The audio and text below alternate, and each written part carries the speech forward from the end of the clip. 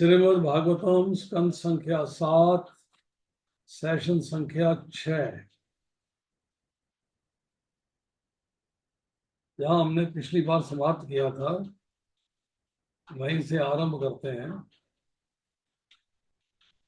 कि मन का चंचल हो जाना, उसकी बात हो रही है। मन चंचल कब होता है? जब आपकी किसी भी प्रकार का सुख भोगने की इच्छा हो जाती है। जब मन चंचल हो जाता है तो शक्ति का विनाश होता है और फिर मन की चंचलता से आप कामनाओं की पूर्ति के लिए पाप शुरू होते हैं।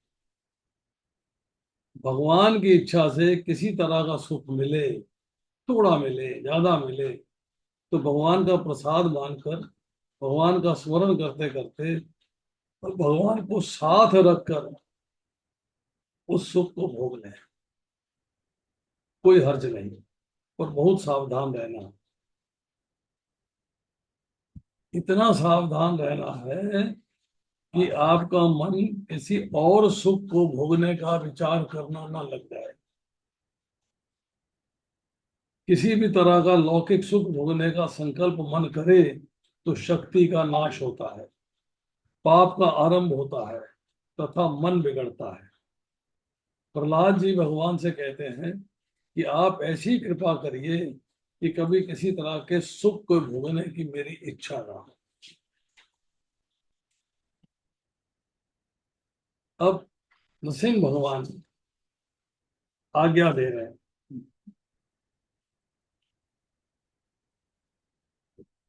प्रहलाद महाराज को कि कुछ वर्षों तक तुम्हें राज्य करना है, बाद में मैं तुम्हें अपने धाम में ले जाऊंगा।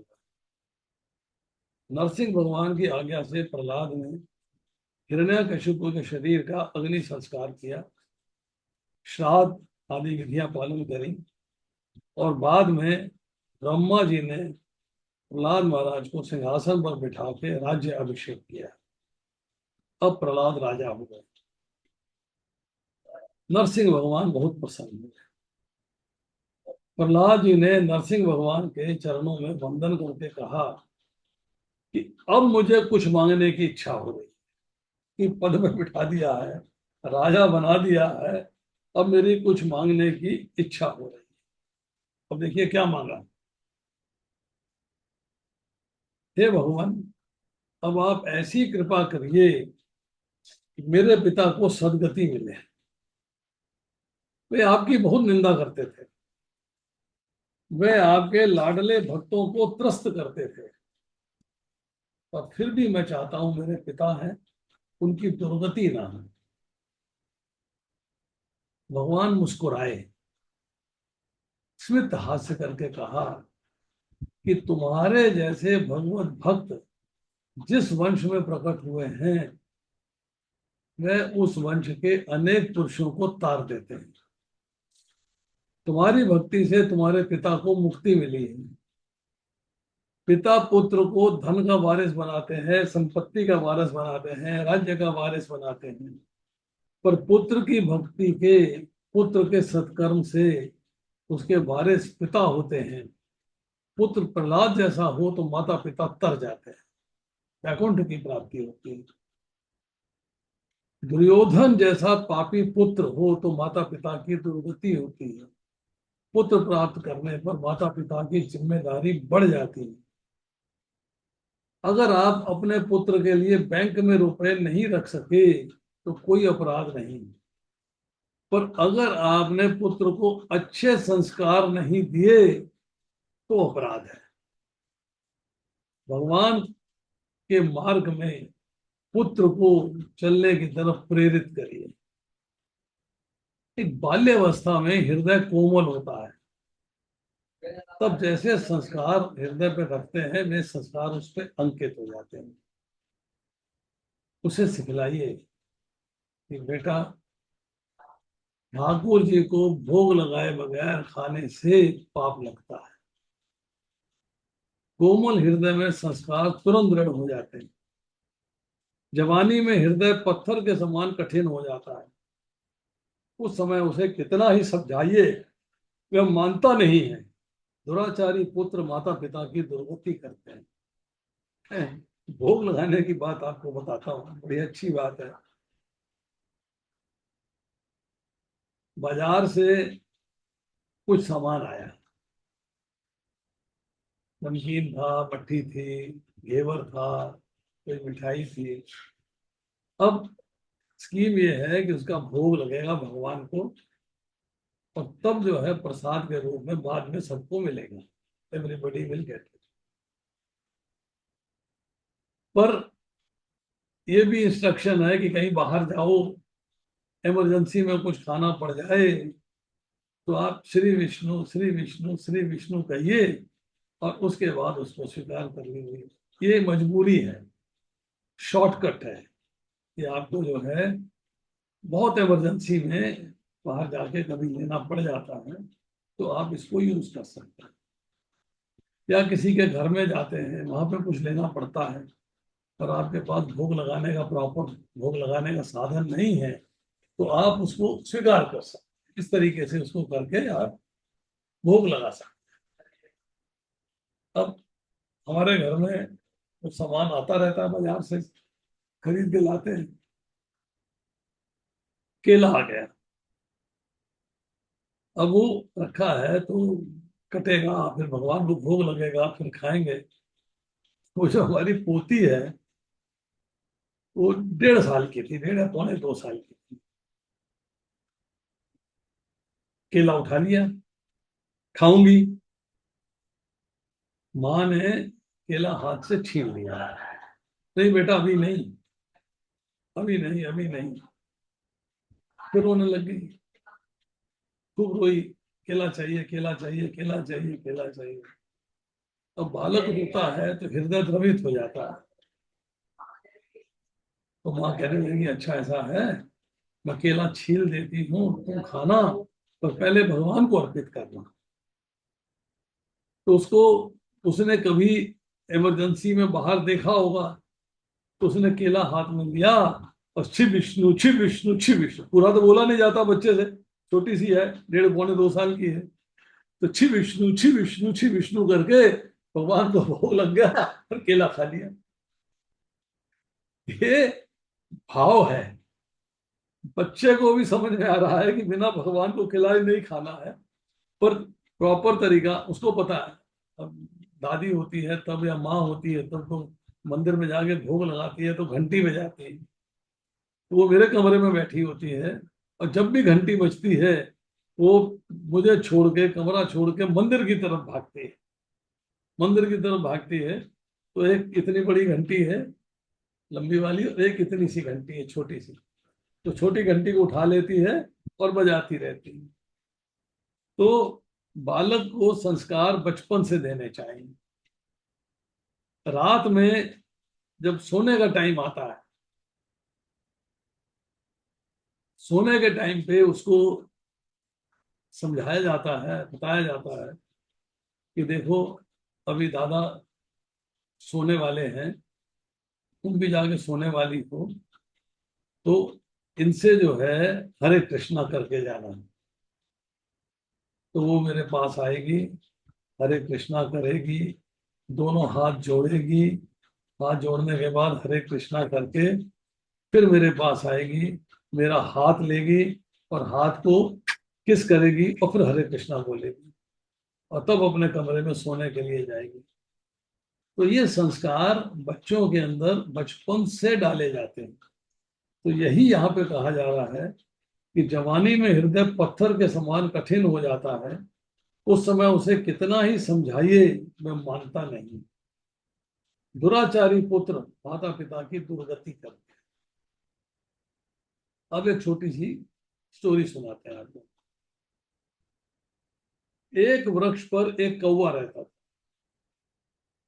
सायकाल में जब अंधेरा हुआ, तब एक हंस और हंसनी का जोड़ा घूमते हुए वहां आ पहुंचा। उसने कौवे से कहा कि अंधेरा हुआ है, हम आज रात भर यहाँ रहना चाहते हैं। कौवे ने कहा, अच्छा है। हंस हंसनी वृक्ष पर रह गए। कौवे की आंख बहुत बुरी होती है, आंख से जो पाप करते हैं वे दूसरे जन्म में कौवा बनते हैं। मतलब किसी को आपने देखा और देखने के बाद आपके मन में पाप का विचार आ गया और आपसे पाप हो गया, आपने पाप कर दिया, तो अगले जन्म में कौवा बना। हंसनी को देख के कौवे की नीयत बिगड़ गई। सुबह जब हंस हंसनी जागे तब कौवे ने हंसनी को पकड़ कर रखा। हंस ने कहा, आप ये क्या कर रहे हैं? कौवे ने कहा, भी हंसनी मेरी है, मेरे पेड़ के पास, मेरी पेड़ की शाखा में बैठी है, तो ये हंसनी मेरी है। अब दोनों में झगड़ा होता है। अब जंगल की अदालत में केस चला। कौवा बड़ा चालाक था। उसने न्यायाधीश को रिश्वत दी और कहा, कल अगर मेरे पक्ष में आप न्याय देंगे तो मैं आपको आपके मृत माता पिता के पास ले जाऊं। कौवे को पितृदूत माना जाता है। तभी जब आप पितृ पक्ष के अंदर श्राद्ध करते हैं तो कौवे के लिए ग्रास निकाला जाता है। जब कौवा जो है उसे पितृदूत मानते हैं तो मृत पितरों को वो देख सकता है। तब जो न्याय करने वाला न्यायाधीश था वो ललचा गया। उसने झूठा न्याय दे दिया कि हंसनी हंस की नहीं है पर कौवे की है। हंस बहुत दुखी हुआ। न्यायाधीश ने कौवे से कहा, मैंने तुम्हारी इच्छा अनुसार न्याय दिया है, अब मेरे माता पिता को मुझे दिखा दो। कौवा उस न्यायाधीश को कूड़े के पास ले गया। वहां पर कई कीड़े पड़े हुए थे। उसने एक कीड़ा न्यायाधीश को दिखाकर बोला, ये कीड़ा तुम्हारा पिता है। न्यायाधीश ने पूछा कि क्यों मेरे पिता कीड़े हुए? कौवे ने कहा, जिसका पुत्र न्याय आसन पर बैठकर लोभ से झूठा न्याय देता है, उस पुत्र का पिता कीड़े के सिवाय क्या हो सकता है? तुम भी कीड़ा होने वाले हो। तुमने लोभ से झूठा न्याय दिया है। पुत्र अति पापी हो तो माता पिता की दुर्गति होती है। प्रहलाद महाराज जैसे भगवत पुत्र हो तो उसे माता पिता की सदगति होगी। अब प्रहलाद जी की ये कथा राजसूय यज्ञ में नारद जी धर्मराज युधिष्ठिर को सुनाते हैं। धर्मराज अपने सर पर हाथ रख के उदास बैठे हैं। नारद जी को ये बात अच्छी नहीं लगी। संत का हृदय सरल होता है, कोमल होता है। नारद जी ने सरलता से पूछा, राजा, कथा में आनंद नहीं आया? आज मेरी कुछ भूल हुई है क्या? धर्मराज युधिष्ठिर बोले, नहीं महाराज, आपकी कोई भूल नहीं। आपने तो अति सुंदर कथा सुनाई। मुझे कथा में तो आनंद आया, पर मैं तब से सोच रहा हूं कि 5 वर्ष के बालक प्रहलाद का प्रभु प्रेम कैसा है, भगवान में उसका कितना विश्वास है। खंबे में भगवान बैठे हैं, उनके शब्द और वाणी को सिद्ध करने के लिए भगवान प्रकट हो गए। धन्य है 5 वर्ष के बालक प्रहलाद का। मैं 55 वर्ष का हुआ पर मुझे एक बार भी भगवान के दर्शन नहीं हुए। अंत काल में मेरी हालत क्या हो? पाप करके कोई बहुत धन कमाता है और बहुत सुख भोगता है। आज भले ही सुख भोग ले, पर अंत काल में कहाँ जाएगा? मैंने भगवान के लिए कुछ नहीं किया। जिस तरह कुत्ता रोटी के लिए भटकता है, उसी तरह मैं भी धन के लिए भटकता रहा। पशु को भूख लगती है तब खाते हैं। मैंने जीव को बहुत लाड लड़ाए हैं। अपने जीवन के प्रति अब मुझे घृणा आती है। जो करना चाहिए वो मैंने नहीं किया है। मेरा जीवन बेकार, वृथा व्यतीत हुआ है। शरीरम स्वरूपम यथा वा कलत्रम, यच्चारुचिरम धनम मेरुतुल्यम, मनश्चेन लग्नम हरे घ्रिपद्ये, तत्किम तत किम तत्किम तत किम। युधिष्ठिर के राजसूय यज्ञ में द्वारका नाथ स्वयं विराजमान थे, कृष्ण विराजमान थे। पर भगवान ऐसी लीला करते हैं, वे भगवान हैं ऐसा कोई जान नहीं पाता। वे अपना स्वरूप छिपा कर रखते हैं।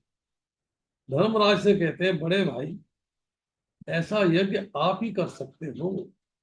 आपके यज्ञ में लाखों महात्मा साधु गरीब भोजन लेते हैं, धन्य है आप। ऐसा यज्ञ किसी ने कभी नहीं किया, भविष्य में भी कोई नहीं कर सकेगा। इस यज्ञ में ब्राह्मणों को भोजन करवाने का पुण्य आपको मिलेगा। मैं तो पत्तल और दोना उठाने का कार्य कर रहा हूं, भगवान कृष्ण कह रहे हैं। इससे मुझे भी थोड़ा सा पुण्य मिलेगा। ये नहीं बता रहे मैं भगवान हूं, छुपा रखा अपना स्वरूप।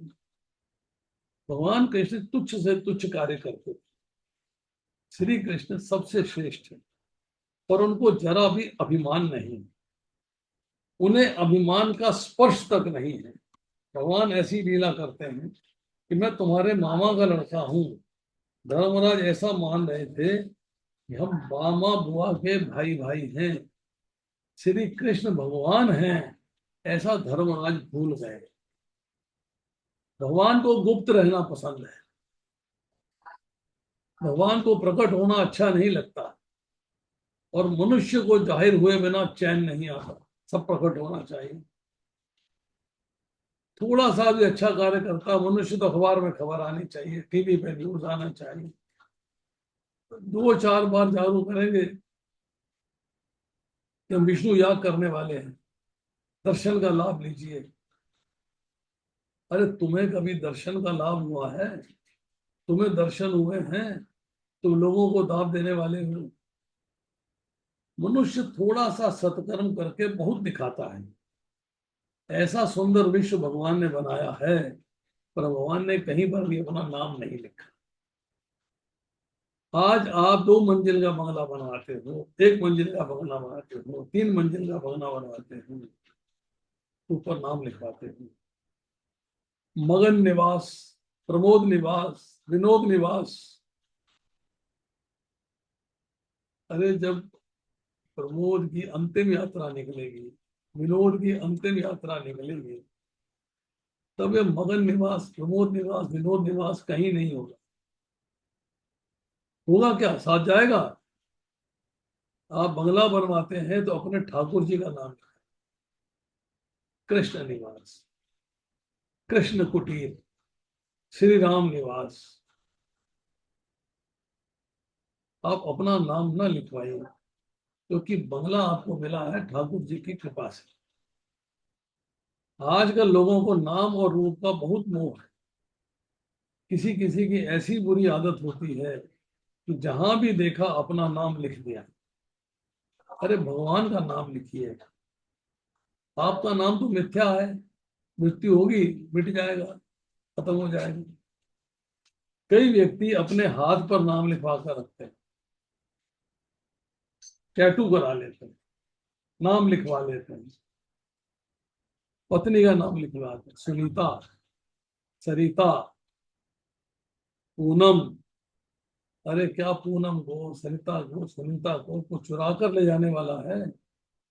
हाथ पर नाम लिखवाने की क्या जरूरत है? मानव प्रत्येक वस्तु पर नाम लिखता है कि ये मेरा है और मैंने बनाया है।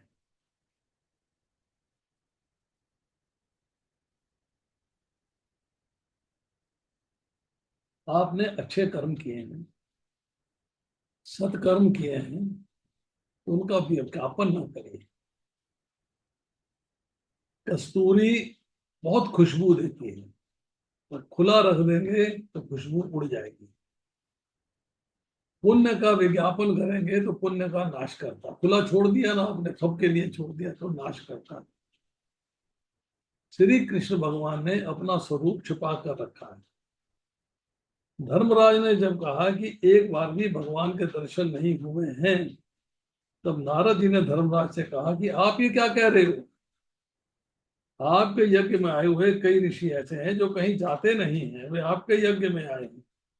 कई बिना निमंत्रण के आए हैं, वे सभी मिष्ठान खाने के लिए नहीं आए हैं, उन्हें दक्षिणा का भी लोभ नहीं है, फिर भी आपके यज्ञ में आए कि आपके यज्ञ में भगवान के दर्शन होंगे, इसी लोभ से आए हैं। आपके घर में भगवान विराजमान हैं। युधिष्ठिर को आश्चर्य हुआ। बोले नारद जी महाराज, मेरे घर में भगवान कहाँ है? घर में भगवान विराजमान हो, पर नारद जी जैसे सदगुरु कृपा करके दृष्टि देते हैं तभी भगवान दिख पड़ते हैं। जब तक सदगुरु दृष्टि नहीं देते तब तक भगवान के दर्शन नहीं हो सकते। नारद जी ने कहा, अरे सभा में ही विराजमान है, मानव के समान, मानव सदृश, नर के समान नराकार रूप लिया है वो। साक्षात गुणम परम ब्रह्म मनुष्य लिंगम। धर्मराज ने चारों तरफ दृष्टि दौड़ाई, श्री कृष्ण की ओर दृष्टि करी। श्री कृष्ण की ओर दृष्टि तो गई, पर सोचा यही भगवान होंगे जो दोना उठाते हैं, पत्थर उठाते हैं, चरण पखारते हैं। ये भगवान कैसे हो सकते हैं? पर श्री कृष्ण की लीला ऐसी विचित्र है कि बड़े बड़े मोहग्रस्त हो जाते हैं। धर्मराज की भी ऐसी स्थिति हुई और होश खो बैठे। अब नारद जी कथा सुना रहे हैं द्वारका नाथ के सामने। भगवान के दर्शन करते करते बोलते थे। भगवान को विश्वास हो गया कि नारद अब मेरा विज्ञापन कर देगा, मेरे बारे में बता देगा। तो भगवान ने नारद जी को इशारा करके मना किया। नारद जी ने कहा, भगवान आपको प्रकट होना पसंद नहीं है, पर आपके स्वरूप को प्रकट किए बगैर मेरी मुक्ति नहीं है। धर्मराज युधिष्ठिर तो समझ ही नहीं रहे। सभा के अंदर किसी महान पुरुष की उंगली से परख करवाना उस महान पुरुष का अनादर करना है। नारद जी बहुत विवेक से बोल रहे थे। मर्यादा के कारण उंगली से पहचान नहीं कराते थे कि ये है, ये है, ये है, ऐसा नहीं बोलते। पर जब धर्मराज ने पुनः पूछा कि भगवान कहाँ है, तब नारद जी ने मर्यादा छोड़कर द्वारकाधीश की ऊपर उंगली करके संकेत किया और कहा, सव अयम ब्रह्म महेन्द्रमज्ञम कैवल्य निर्वाण सुखानुभूति प्रिय सुहृद व खलो मातुलेय आत्मा हरनियो विधिकृत पुरुष। 15वां अध्याय 76वां श्लोक। श्री कृष्ण ही भगवान हैं, वे ही लक्ष्मी के पति हैं, वे अनंत कोटि ब्रह्मांडों के नायक हैं। हम श्री कृष्ण का दर्शन करने इस यज्ञ में आए हैं। नारद जी ने बात सभा में प्रकट करी, तब भगवान को संकोच हुआ। धरती की ओर दृष्टि करके भगवान ने मस्तक हिलाया, ये अनुचित, मैं भगवान नहीं हूं। धर्मराज को शंका हुई कि नारद जी कहते हैं श्री कृष्ण भगवान है, पर ये मना कर रहे हैं। अयोग्य को भगवान दर्शन नहीं देते, कभी हो भी जाए तो उसका दर्शन में विश्वास नहीं होता। धर्मराज ने कहा, ये तो मना कर रहे हैं। नारद जी ने कहा, भले ही मना करते हैं, ये तो उनकी बचपन की आदत है, अपना स्वरूप छिपाने की आदत बचपन से है। यशोदा जी के घर में, उनके आंगन में बड़े बड़े साधु सन्यासी महात्मा आते थे। यशोदा मैया जब भिक्षा देने जाती तो साधु हाथ जोड़कर कहते, माता मैं भिक्षा लेने नहीं आया हूं, 40 वर्षों से मैं साधु हूं, ध्यान कर रहा हूं, पर माता मैं क्या कहूं, अभी एक बार भी मुझे भगवान के दर्शन नहीं हुए। मेरे पाप भी बहुत हैं। मैंने सुना है कि आपकी गोद में भगवान खेल रहे हैं। माता मुझे बाल कृष्ण लाल के दर्शन करवाइए। उन्हें भिक्षा नहीं चाहिए, वे बाल कृष्ण लाल के दर्शन करना चाहते हैं। यशोदा मैया भीतर जाती है और बाल कृष्ण को समझाती है, बेटा बाहर महाराज आए हैं, चलो मैं तुम्हें ले चलूं, फिर तुम्हें आशीर्वाद देंगे।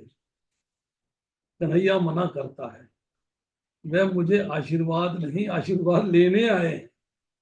तुम्हें चाहिए तो तुम बाहर जाकर उन्हें चरण वंदन कर लो। साधु महाराज की दाढ़ी बहुत बड़ी है, मुझे डर लगता है। बच्चा बाल कृष्ण कह रहे हैं, भगवान तो सब कुछ जानते हैं, वे अंतर्यामी हैं। साधु हुए तो क्या हुआ, अभी हृदय निर्मल नहीं हुआ है, मन में से विकार वासना अभी तक नहीं निकली है। इससे प्रभु दर्शन देना नहीं चाहते, इससे वे बाहर आना नहीं चाहते। साधु लोग 4 घंटे 6 घंटे बाहर बैठे रहते हैं, पानी भी नहीं पीते हैं, कहते हैं माता लाला के दर्शन करने हैं, लाला के दर्शन करवाइए। यशोदा माता को दया आती है, बेचारे 4 4 घंटों से हमारे आंगन में बैठे हैं, और कन्हैया कैसा नटखट है, हर रोज खेलने जाता है, और आज आंगन में साधु बैठे हैं, आज खेलने नहीं जा रहा, बाहर नहीं निकल रहा। यशोदा मैया को दुख होता है, आंगन में साधु भूखा बैठा है, यशोदा माता लाला को जबरदस्ती पकड़ कर ले जाती है, पर कन्हैया ऐसा है कि दर्शन देने की इच्छा न होने के कारण बाहर आकर माता की साड़ी में मुंह छिपाकर साधु को पीठ मात्र दिखा देता है, पीठ के दर्शन करिए। हट करने से कभी दर्शन होते हैं क्या? अरे लायक बनने से दर्शन होते हैं। जब जीव योग्यता नहीं रखता तब भगवान स्वरूप छिपाते हैं। धर्मराज से नारद जी कहते हैं इनकी बचपन से ही ऐसी आदत है, स्वरूप छिपाते हैं। अरे यही भगवान है ना, यस साक्षात व पद्मजादमी रूपम दिया वस्तुतो यो वर्णितम मौनेन भक्त्यो पशमेन पूजता प्रसिद्धता में च सात्वताम पति। 77वां श्लोक है। नारद जी ने जब गंभीरता से कहा तब युधिष्ठिर को विश्वास हो गया, और उसने द्वारकाधीश की जय कहकर भगवान के चरणों में वंदन किया। प्रहलाद चरित्र की समाप्ति के बाद धर्मराज को श्री कृष्ण के दर्शन हुए, उसकी कथा है, और बाद में वर्णाश्रम की कथा सुनाई। ब्राह्मण, क्षत्रिय, वैश्य, शूद्र, ब्रह्मचारी, गृहस्थ, वानप्रस्थी, सन्यासी महात्माओं के धर्म का संक्षेप में वर्णन करके 7वें स्कंद को परिपूर्ण किया गया। अब इसमें जो ये धर्म का संक्षेप में वर्णन है, इसकी चर्चा हम कल करेंगे, थोड़ा थोड़ा आपको इसके बारे में भी बताएंगे। इसके बाद जो है फिर 8वां स्कंद शुरू होगा, जिसमें गजेंद्र मोक्ष की कथा है। हरे कृष्णा।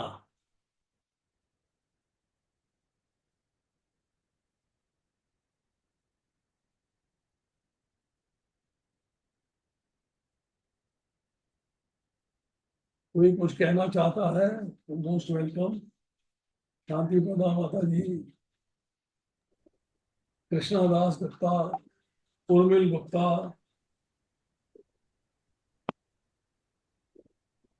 अनादिनी माता, भृगुनंदन प्रभु, लीलावती माता, भावना मेहती दत्ता। हरे कृष्णा प्रभु जी। हरे कृष्णा प्रभु जी, पंचांग प्रणाम। यस माता जी बोलिए। प्रभु जी, अभी हमने चैप्टर नंबर 7 जो है वो फिनिश किया है। चैप्टर नहीं किया, हाँ हमने जी। हमने फिनिश किया है स्कंद 7, और अच्छा, स्कंद 7 में अभी हमारे कुछ चीजें बची हुई हैं। हाँ, स्कंद 7 का आज जो हम कर रहे थे, वो लास्ट श्लोक जो आपने बोला 76 और 77, वो कौन से चैप्टर का है? मैंने आपको बताया तो था। आपने तो चैप्टर 15 का बताया था, लेकिन 15 में तो वो नहीं है। मैं बुक खोल के बैठी हुई हूँ।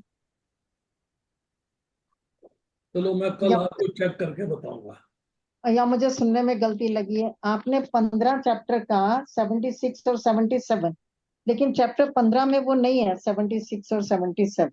हो सकता है कि पुराने वॉल्यूम में नए वॉल्यूम में कुछ अंतर हाँ, हो। वो डिफरेंस है। तो डिफरेंस है, वो मैं मेरा मैच नहीं कर रहा मैं उसी साथ मैं में कल ना। चेक करके आपको बताऊंगा। अच्छा, तो आज हमने कैंटो नंबर 7 जो है वो फिनिश किया है। नहीं, हमने कुछ बातें खत्म करनी है, कुछ बातें बची हुई हैं। अच्छा, ठीक है। जो बातें बची हैं वो हम कल करेंगे। ठीक है। हरे कृष्ण प्रभु जी।